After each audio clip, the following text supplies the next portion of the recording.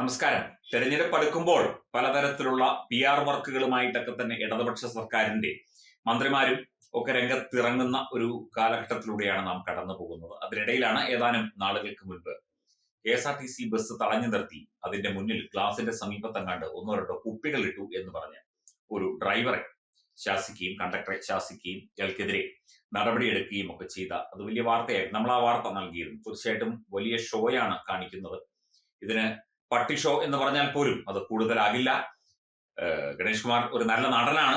അദ്ദേഹം ഈ അഭ്രവാളികളിലൊക്കെ വലിയ വേഷങ്ങളൊക്കെ ചെയ്യുന്ന വ്യക്തിയാണ്. അതേ അഭിനയം കാണിച്ചുകൊണ്ട് വഴിയിൽ തടഞ്ഞു നിർത്തി ഷോ കാണിച്ചതിനെതിരെ കൃത്യമായ വാർത്തകൾ അല്ലെങ്കിൽ വിശകലനം നമ്മൾ നൽകിയിരുന്നു. അപ്പോൾ ഹൈക്കോടതി അടക്കം ഈ ഒരു വിഷയത്തിൽ അമിതാധികാരം പ്രയോഗിച്ച ഇത്തരത്തിൽ ഉള്ള കാര്യങ്ങൾ ചെയ്യുന്നത് എന്തിനാണ് എന്ന് മന്ത്രിയോട് ചോദിച്ചിരിക്കുകയാണ്. അതായത് ഹൈക്കോടതി പോലും ഈ വിഷയത്തിൽ മന്ത്രിയെയും സർക്കാരിനെയും വിമർശിച്ചിരിക്കുന്നു.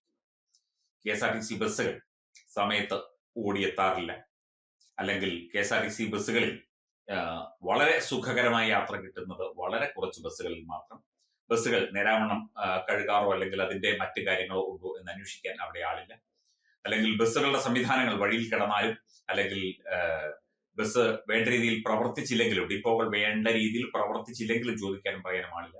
ആകെ ചെയ്ത ഒരു കുറ്റം, ഈ ഡ്രൈവറുടെ പേര് ജെയ്മോൻ ജോസഫ് എന്നാണ്. ഇദ്ദേഹം കോടതിയിൽ പോയി ഇദ്ദേഹത്തിന് UDF അനുകൂല സംഘടന പിന്തുണച്ചു, അതുകൊണ്ടാണ് ഇദ്ദേഹം കോടതിയിൽ പോയത് എന്നൊക്കെയാണ് ഇപ്പോൾ ഗണേഷ് കുമാർ വാദിക്കുന്നത്. എന്തായാലും കോടതിയിൽ പോയതല്ലേ, കോടതിക്ക് കാര്യം മനസ്സിലാകുമല്ലോ. കോടതി എന്ന് പറയുന്നത് UDFന്റെയോ LDFന്റെയോ അല്ലെങ്കിൽ കേരള കോൺഗ്രസ് ബിയുടെയോ ഒന്നും പാർട്ടിയല്ലല്ലോ, ഒരു സംവിധാനമല്ലല്ലോ ഹൈക്കോടതി എന്ന് പറയുന്നത്. ഇതിൽ മന്ത്രി അമിതാധികാരം പ്രയോഗിച്ചു, ആവശ്യമില്ലാത്ത കാര്യങ്ങളിൽ ഇടപെട്ടു. മന്ത്രി ഇടപെടേണ്ട വിഷയമല്ലായിരുന്നു. 8 മണിക്കൂർ തുടർച്ചയായി ഡ്രൈവ് ചെയ്യുമ്പോൾ ഒരു കുപ്പി വെള്ളമോ 2 കുപ്പി വെള്ളമോ ആ ഡ്രൈവർ സമീപത്ത് സൂക്ഷിച്ചെങ്കിൽ അതിൽ എന്താണ് തെറ്റ്? ബസ് എന്ന് പറയുന്നത് ഒരു കുപ്പി വെള്ളം വെച്ചാൽ ഉടനെ തകർന്നു വീഴുന്ന സാധനമൊന്നുമല്ല. ഒരു കുപ്പി വെള്ളം സൈഡിൽ വെച്ചാൽ അല്ലെങ്കിൽ വെള്ളം വെക്കാനുള്ള സംവിധാനം ബസ്സിൽ ഉണ്ടാകണം, അതില്ല. ഒരു ബോട്ടിൽ ഹോൾഡർ പോലും ബസ്സുകളിൽ ഇല്ല. യാത്രക്കാർക്കുമില്ല, വലിയ ബസ്സുകളിലൊക്കെ കാണുമായിരിക്കും. യാത്രക്കാർക്കുമില്ല, ജീവനക്കാർക്കുമില്ല. അപ്പൊ പിന്നെ ഈ അമിതാധികാരം പ്രയോഗിച്ച് വഴിയിൽ ഇറങ്ങി ഷോ കാണിച്ചത് എന്തിനാണ് എന്ന രീതിയിലാണ് ഹൈക്കോടതി ചോദിച്ചത്.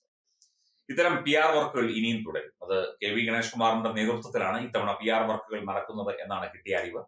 കഴിഞ്ഞ കുറച്ചു കാലം ഈ നമ്മുടെ മുഹമ്മദ് റിയാസ്, PA മുഹമ്മദ് റിയാസിന്റെ നേതൃത്വത്തിൽ ചില PR വർക്കുകളും കാര്യങ്ങളും ഒക്കെ നടന്നത് നമുക്ക് ഓർമ്മയുണ്ട്.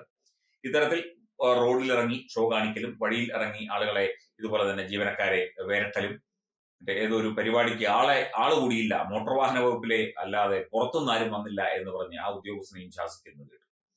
ഇപ്പോൾ ഇയാളുടെ ട്രാൻസ്ഫർ റദ്ദാക്കിക്കൊണ്ടാണ്, ഈ ജെയ്മോൻ ജോസഫിന്റെ ട്രാൻസ്ഫർ, ഇയാളെ പൊൻകുന്നം ഡിപ്പോയിൽ നിന്ന് വേറെ ഏതോ ഡിപ്പോയിലേക്ക് ട്രാൻസ്ഫർ ചെയ്തു. അത് റദ്ദാക്കിക്കൊണ്ടാണ് ഹൈക്കോടതി ഈ വളരെ പ്രധാനപ്പെട്ട ഉത്തരവ് പുറപ്പെടുവിച്ചത്. ഒപ്പം മന്ത്രി അല്ലെങ്കിൽ സർക്കാർ സംവിധാനങ്ങൾ അമിതാധികാരം പ്രയോഗിക്കുന്നതിന് എതിരെയും ശക്തമായ വിമർശനമാണ് ബഹുമാനപ്പെട്ട ഹൈക്കോടതി ഉന്നയിച്ചത്. ഇതൊക്കെ കേട്ടാലും കണ്ടാലും ഗണേഷ് കുമാറിനെ പോലുള്ള ആളുകൾക്ക് പ്രത്യേകിച്ചൊന്നും തോന്നില്ല. കാരണം കൃത്യസമയത്ത് ശമ്പളം കൊടുക്കണം എന്ന് ഹൈക്കോടതി 10 പ്രാവശ്യം മറ്റും പറഞ്ഞു. എന്നിട്ടാണ് പിന്നെ കൊടുത്തത്.